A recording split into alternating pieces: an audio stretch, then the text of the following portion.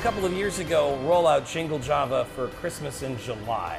Yes, every year we do that. That's an every year thing? Yep. Because I'm telling you, I couldn't find it in July this year. Mid-July, we like to give people a little bit of a fix and get them excited. A smaller amount in July then, or you brew a smaller volume? Yeah, what we do is we keg off just a couple kegs of the base beer, right? And then I will flavor them with the coffee in keg instead of doing an entire tank at once. So that was available here in Rock Island and Moline, or was it on store shelves as well? I believe we just did it in Moline, no bottling. Okay, well that's why I couldn't find it, because I didn't make my way over there this July. Shame on me.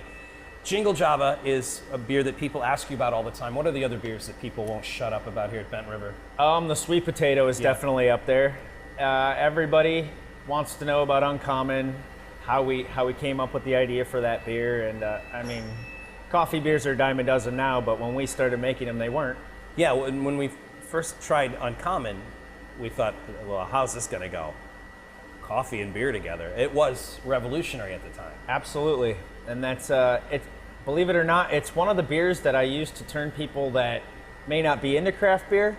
I get them to come to craft beer that way. That's you get a lot of people that come into the brewery that ask about what's your closest thing to a Budweiser or a Miller, and you know, the standard answer would be a blonde or something to that level.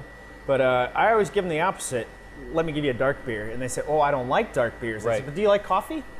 And they say, oh, yeah. So I give them a free taste. And you can watch them change from a domestic beer drinker to a craft beer drinker in one sip. Jingle Java is one of the variations on the Uncommon Stout that you guys have done. Uncommon, obviously, the beer that really made Bent River famous. Is that safe to say, or would you say? Yeah, absolutely. Right. You've done other variations on that. You were telling me about a series you did where you did, was it 10 different types of Uncommon? Yeah, we worked with 10 different coffee shops around the Quad Cities. We reached out to as many as we could and let whoever wanted to participate. And we basically asked them, if you could make Uncommon coffee with a specific flavor coffee bean, what would you do? And then we allowed them to do that. And that was really neat. Every week we put out a different place's beer, and it really changed my eyes on what coffee could even be, which I didn't know. I mean, that's kind of unusual to be asking for feedback from a community like that, to get it at the level that you did. I mean, how many responses were you expecting when you put out the call that you were auditioning coffee? We had no idea. Yeah. That's we hoped for the best, and it worked out well. That's awesome. Yeah. Great beer that does good work here in the community. It's awesome. That's really what Christmas is all about, isn't it, Charlie Brown? That and maybe a little sustainability. Right. Yeah. Right on, right on. Well, Jingle Java, we're making it now.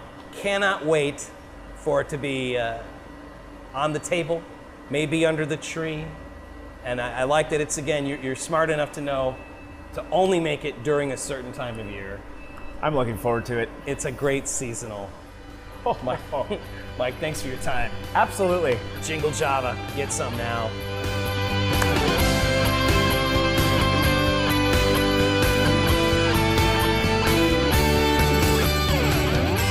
I'm having deja vu, or is it deja brew? I don't know. Look, this is Bent River in Rock Island. This was the scene of our very first episode of Brewed. The year was 1978, and back then there were only two styles of beer.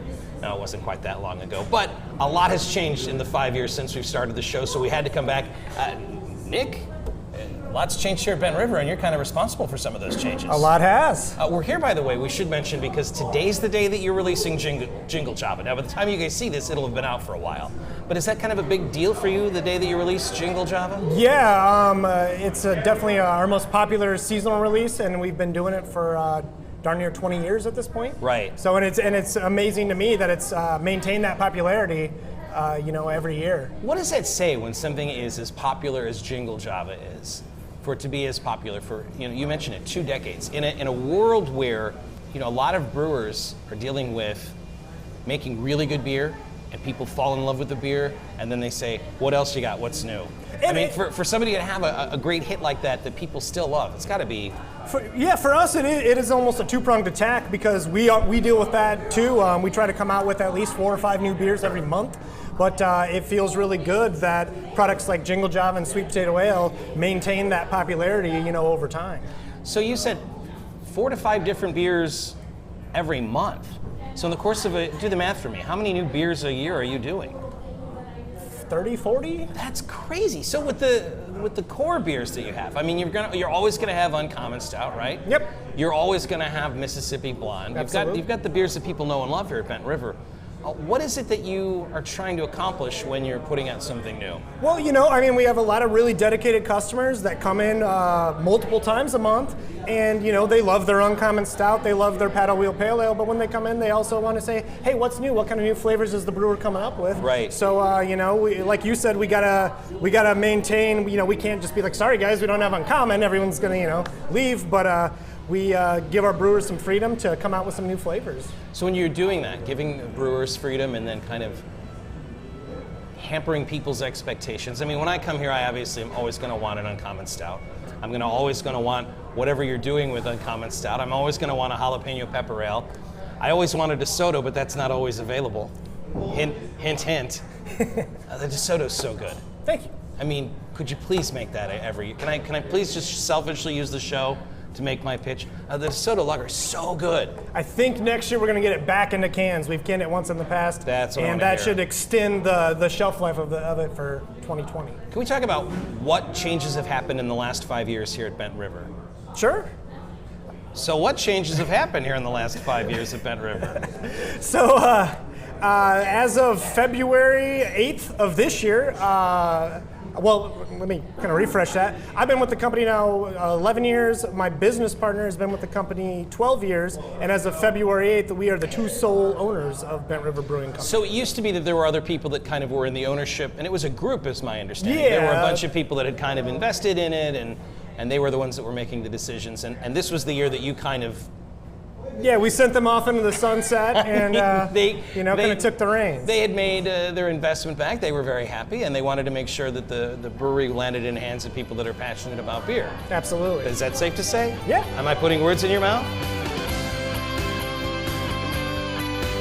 One of the things that we put an emphasis on is coming out with new products constantly. That's one advantage that I think that we have, is that we have a big pool of talent to draw different ideas from and to keep things fresh.